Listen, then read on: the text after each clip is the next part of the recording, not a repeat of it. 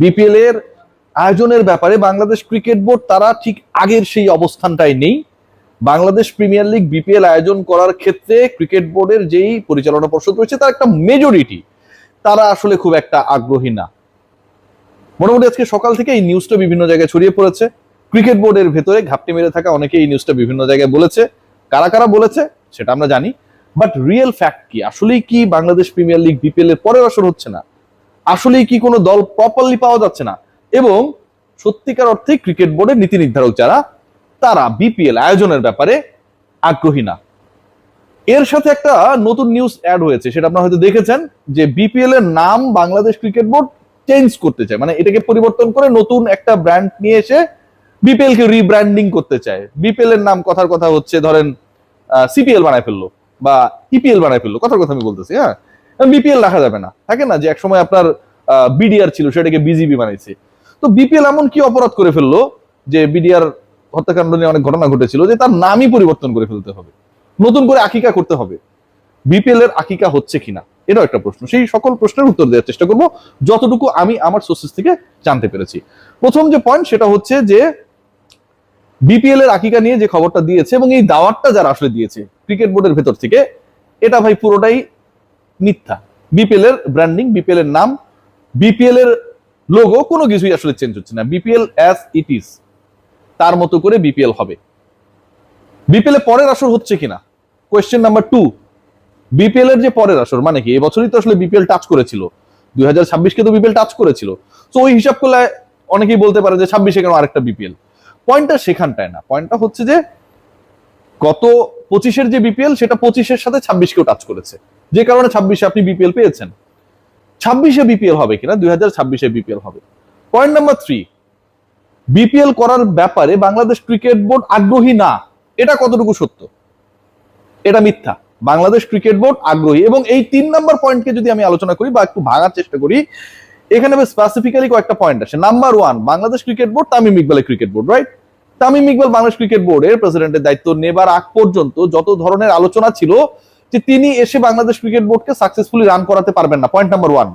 Point number 2, গত BPL এ যেসব massacre হয়েছে, গত ডিপিএল সহ first division, second division, third division যে ক্রিকেট, সেগুলোতে যত ম্যাসাকার হয়েছে টিমগুলো অংশগ্রহণ করে নাই। ইনফ্যাক্ট ঘরোয়া ক্রিকেট নিয়ে যে সমস্যা ছিল, that was the main agenda of Tamim Iqbal and his company against that times BCB.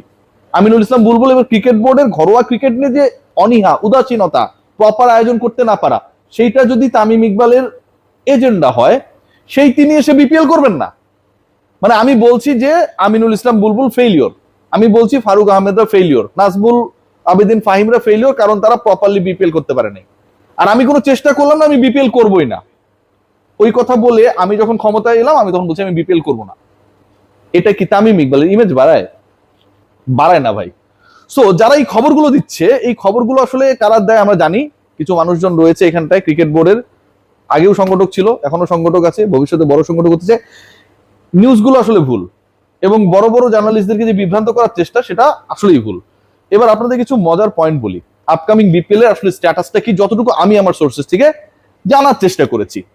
1 number point যেটা, যে প্রিভিয়াস একটা ফ্র্যাঞ্চাইজি যেই দলটা বাংলাদেশ ক্রিকেট বোর্ড এবং বিপিএল এ সাকসেসফুলি তাদের অবদান রেখেছে, তারা পরের বিপিএল এ আসছে, মোটামুটি এটা কনফার্ম। এবারের বিপিএল এ আগের বিপিএল এ থাকা অন্তত 2টা দল মোটামুটি থাকছে। একটা তো আপনারা সবাই জানেন, আমাদের সবার প্রিয় রংপুর রাইডার্স, আর রাজশাহীর যে টিমটা, যেটার সাথে নাবিল গ্রুপ জড়িত। নাবিল গ্রুপের ওই সময় অনেক প্রেম ছিল ক্রিকেট বোর্ড কেন্দ্রিক, কারণ তারা ভালোবাসায় ভরিয়ে রাখতে পেরেছিল, তাদের প্রতিনিধিত্ব ছিল বোর্ডে। সো এবার আসলে ওই ভালোবাসাটা একটু হলেও কমে গেছে, কিন্তু তারাও যে একদম অংশগ্রহণ করবে না বা একদম অংশগ্রহণ করবেই এই অবস্থায় নেই, বাট 50-50 একটা সিচুয়েশন রয়েছে। এখানটা পয়েন্ট নাম্বার 3 যেটা, বাংলাদেশের লিডিং অনেকগুলো জায়ান্টস কোম্পানিজ, মানে আমরা অনেক সময় দেখি না যে ধরেন আকাশবাড়ি হলিডেজ, যাদের নিজেদের ফিনান্সিয়াল ট্রানজাকশনস এন্ড ইস্যুস নিয়ে অনেক সময় অনেক ধরনের বিতর্ক ছিল, এরকম কোম্পানি এখানটা আসার চেষ্টা করেছিল, সেগুলো নিয়ে সমালোচনা হয়েছে। মিস্টার শফিকের মতো কিছু লোক বিপিএল এর দল নিয়ে বিপিএল কে একদমই কলঙ্কিত করেছিল, সেগুলো নিয়ে অনেক বেশি ক্রিটিসিজম ছিল।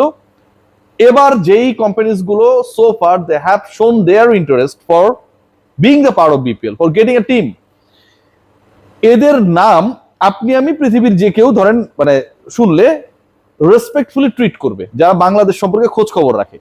সো এরকম অন্তত 3-4টা কোম্পানি দে আর অনলাইন, তারা অনবোর্ড বা তারা বিপিএল এ আসতে চায়, এরকম একটা স্ট্যাটাসে রয়েছে। এর সাথে আরো একটা জিনিস হতে পারে, আমি বলছি যে নট শিওর যে এই ঘটনাটা ঘটবেই, বাট হতে পারে। এবং এটা যদি হয় তাহলে আমার কাছে মনে হয় বাংলাদেশ প্রিমিয়ার লিগের যে স্ট্যাটাসটা এবং এই বিপিএল কে প্রপারলি আয়োজন করার ক্ষেত্রে বাংলাদেশ ক্রিকেট বোর্ডের যে দায়বদ্ধতা সেটা অনেকখানি বেড়ে যাবে। বাইরের দল বা ফ্র্যাঞ্চাইজি নিয়ে আমরা সবসময় আলোচনা করি, যে থাকে না যে ক্যারিবিয়ান প্রিমিয়ার লিগে আপনি দেখবেন যে নাইট রাইডার্স ওখানটায় রয়েছে, শাহরুখ খানের দল ওখানটায় থাকছে না। আমরা যদি টি10 লিগের কথা যদি খেয়াল করি, সেখানটায় আমরা বিভিন্ন সময় বিভিন্ন ধরনের গ্লোবাল ফ্র্যাঞ্চাইজিসদের অংশগ্রহণ আমরা দেখেছি। Even global super league Guyana base যে টুর্নামেন্টটা, ঠিক আছে, সেখানটাও কিন্তু আসলে সবাই অংশগ্রহণ করে। সো বিপিএল এ এরকম কোনো কিছু আমরা পাবো কিনা, সেই কমিউনিকেশনটা যদি সাকসেসফুলি ডান হয় তাহলে শুধু পরের বিপিএল হবে না, পরের বিপিএল আপনি আমি এমনও দেখতে পাবো যে বাংলাদেশের রংপুর রাইডার্স এর সাথে কথার কথা আমি বলছি যে শাহরুখ খানের কলকাতার কোন একটা ফ্র্যাঞ্চাইজির নামকরণ করে সেটার কম্পিটিশন হচ্ছে, এরকমও আমরা দেখতে পেতে পারি। সো পরের বিপিএল নিয়ে আসলে খুব বেশি ডাউট করার কোনো সুযোগ নেই।